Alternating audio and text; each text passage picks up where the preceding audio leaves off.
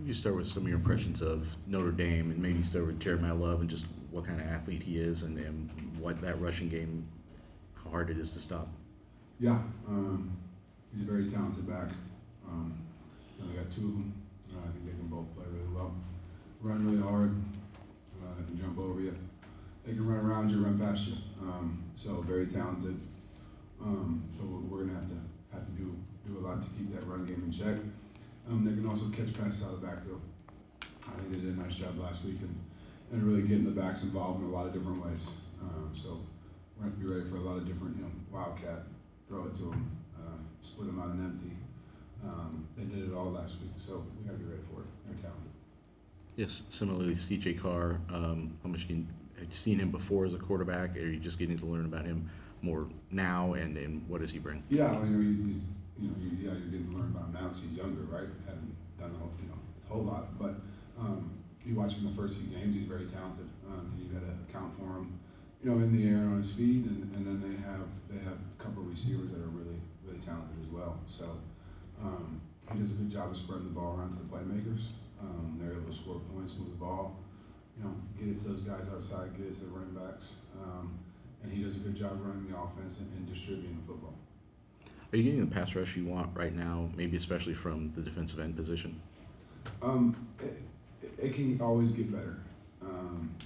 Now a lot of that is game plan and what do we feel like we can get an advantage on, and sometimes we rush through, and so it does make it a little bit harder for those guys. But I thought the effort when we did rush through this past weekend was there. I mean, got I think 2 sacks, at least one on a 3-man rush.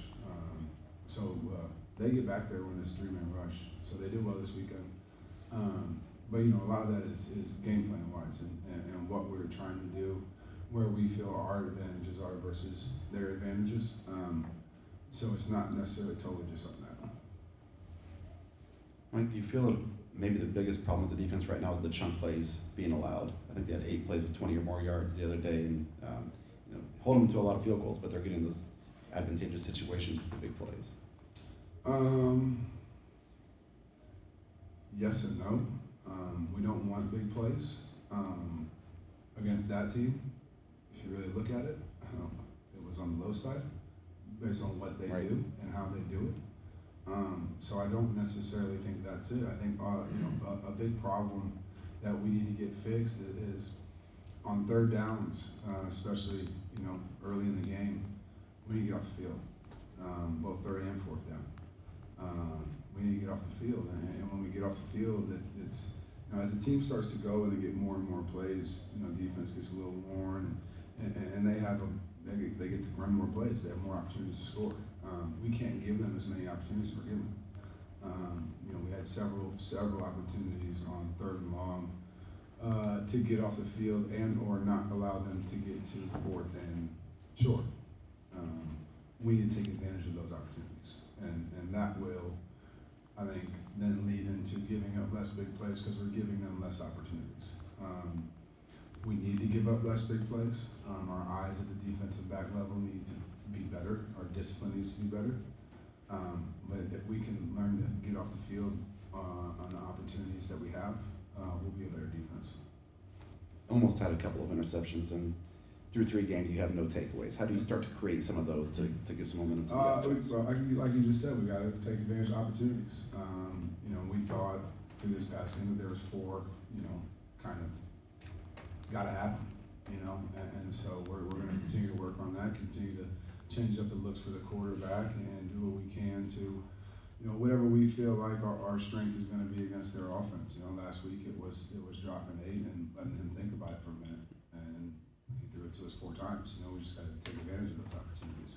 It just depends on what the game plan is and what we're going to do. But one way or another, we've got to confuse the quarterback, get him to throw us the football, and then catch it when he does. Do you feel like forcing turnovers can be contagious? Like when you get one, it kind of snowballs? Yeah, most definitely. I mean, it's playing good defense is contagious. So yeah, I think once we break down that wall, hopefully they'll continue to come. Yeah, Coach Miles Slusher was all over the field. So Yes. Just talking about Miles, thinking of the team as tackles too. Yeah, I thought he played the way that he is capable of playing. There are things that he could do better, but I I think this past weekend you really saw his ability out there, and when he's focused and his eyes are in the right spot, he could be a really, really good football player. We have to be more consistent with having our eyes in the right spot and being focused, and he'll be able to make more plays like he did this weekend. And talk about Smiley Bradford from East St. Louis. He's a guy that seems like he's making a move too. Yeah, he's really come along. We've expanded his role in the defense. We've counted on him more with the things we want to do.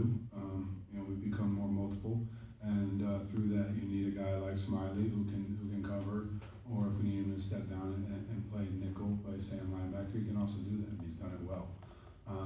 So his role will continue to expand, and we expect a lot of him. I know this was earlier this season, but I don't know if you ever talked about it. Just the disconcerting signals thing.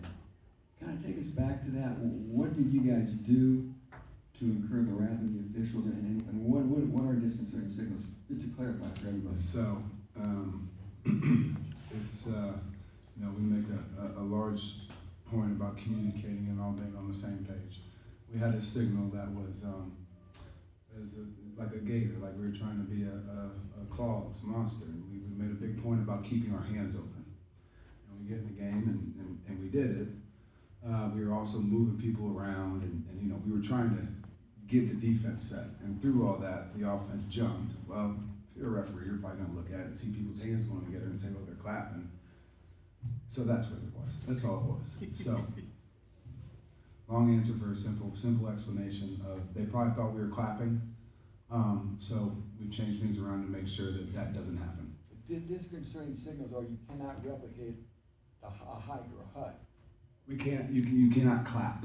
A clap is reserved for the offense. Okay. The defense is not allowed to clap their hands at any point. Anything else you can't do? Yes. Those words you said, like hut, hike, go, I think there are words reserved for the offense. There are words reserved for the defense. We are allowed to say move or shift. Any other questions for Coach Scherer?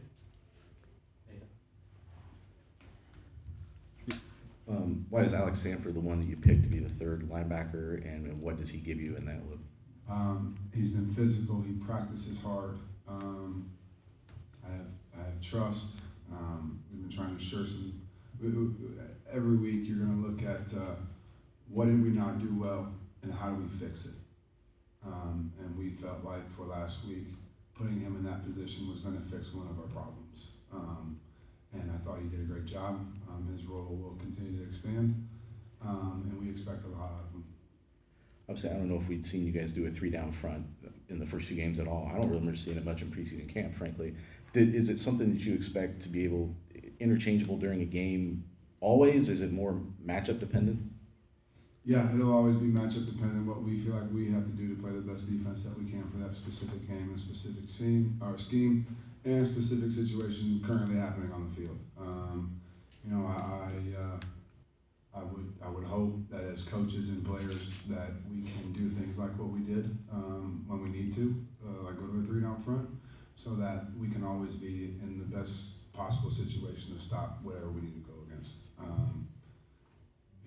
We need to be multiple. We need to be able to do a lot of things to get the job done. And we're going to coach, and we're going to practice and play and do the things we need to do to play the best possible defense we can. Any more questions?